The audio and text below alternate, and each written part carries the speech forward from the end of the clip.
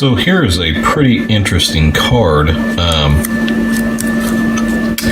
This is actually a PC card adapter for a ISA bus, obviously 16-bit. It was made by a company called Avaya, I'm guessing. It's serial numbered. This is board 10,043, and it's got a chipset of the VG469, and the date code on the chip is 1993. I'm not really finding much information about these cards. It looks like, at least in Windows 95, they were pretty well, pretty well standard. I guess this chipset right here is like the default chipset that everybody used for these things. But I wanted to do a video over it because it's kind of an interesting thing. You don't really see a lot of these, and I mean, I've never personally seen one before I got to looking for a way to interface a compact flash card over to a 386 laptop that I have. I'd looked at things like the what is the card, the X-Tide or the XTCF Flash Lite, whatever. I've looked at various different options like that for that 386 laptop that actually has a both a 16-bit slot and a 8-bit slot for the ISA bus. But I ran on this on eBay, believe it or not. It looked basically new. I mean, I can't see where there's even been any wear on the pins here, but I just don't see anything about it. It looks like there's still instructions online for actually using it with Windows 95, but we're going to take a look at some of the various different things about this card and see if we can't maybe put a little bit more information together for somebody that might pick one of these things up. I think I bought this particular card for, I think it was around $9 shipped, and I mean, the seller didn't really have any information about it on his auction. It was just one of those things, you get what you pay for, and there's really not a lot of information. I can't see where there's a lot of people out there that actually have a desire for these, but I guess if you had, back in the day, if you had a lot of PC cards for, let's say, your 386 or 486 laptop, maybe you wanted to be able to use them with your desktop as well, especially for things like networking cards or maybe even external hard drives to be able to transfer information back and forth. So I don't know. We're going to take a look at some of the specifications on it, and we're going to see if we can't put together a little bit of information on how to get one of these things going for anybody that may come across one of these things in the future. All right, so let's take a look at the data sheet for this VG469. Okay, so here we have a copy of the datasheet for the Vadim VG469. Now, apparently this is a PC card socket controller for the ISA bus, so it's actually specifically designed, and it's register compatible with the Intel 82365SL, which is another dual PC card controller. Now, the interesting thing about this chip is that it's actually apparently a pretty high integration of some logic. First off, it's cascadable. Now, the chip itself can only handle 2 PC card slots at a time, but it is cascadable to allow up to 4. Interestingly enough, it also supports either 3.3 volt or 5 volt logic for both the ISA bus and the PC card.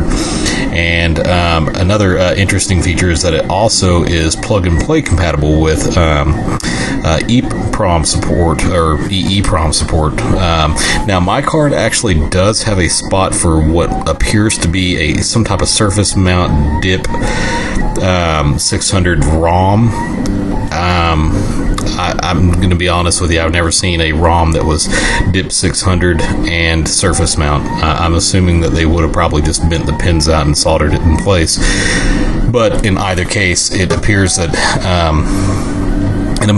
it was designed to at least be future plug and play compatible. But I mean, in any case, my card doesn't appear to be, at least not as the way it sits. And not only that, but I also only have a slot for one PC card, not two.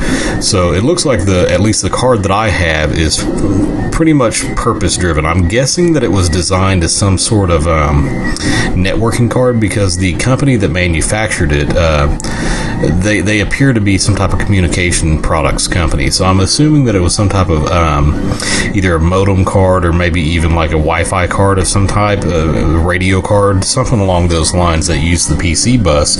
So they designed the ISA card to be able to implement that. And from what I'm gathering from reading online, the VG469 was actually a chip that appears to have been used in quite a few PC card applications, whether it be for a desktop or for laptops. So we're going to take a look at another section here in just a moment. Okay, we're back. I wanted to take a look at the plug and play section of this, and it's down in the functional description down in chapter 2 of the data sheet. It doesn't really tell you a whole lot about the plug and play features of this card. It says that it allows you to remap the address location of the card, and it gives you the major steps of auto configuration, but it doesn't really tell you much about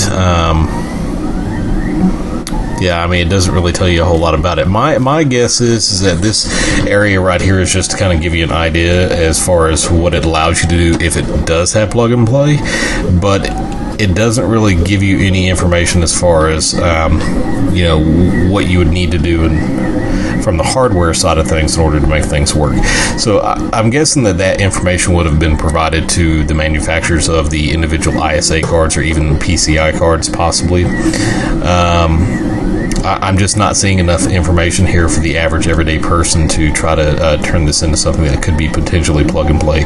For example, with a ROM card, a lot of people, they actually have ROM cards for older PCs, and what you can do is you can actually put computer specific code on there, and custom drivers and things like that for cards, and that would actually be pretty neat if you could write a driver for this and make it plug and play. But unfortunately, I just don't think that there's enough information there. Now, the data sheet as a whole, there probably is, but I'm not going to go through 87 pages of a data sheet just to do a one-off for a card that I'm probably not really going to use that much. But the rest of the data sheet, it doesn't really appear to have anything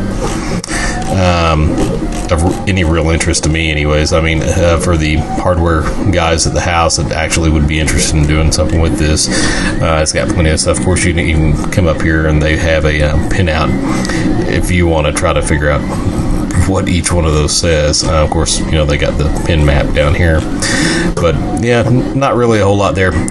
Let's take a look and see what we can find as far as drivers are concerned. Well, a search of the internet really didn't turn up a whole lot. There's a page that I did find, which it's right here, you can go to it if you'd like to, that has how to actually install these cards, at least in a Windows 95 system. And like I said before, everything seems to be geared around Windows 95, 98 and newer. There's not really any information out there for Windows 3.11 or even 3.1, which is interesting because, the card was made in 1993 or thereabouts, so you would have imagined that they would have come up with some type of driver for Windows 3.11. But in any case, it looks like you pretty much just plug the card in, you try to add new hardware, you specify that it is a PCMCIA socket instead of a PC card socket.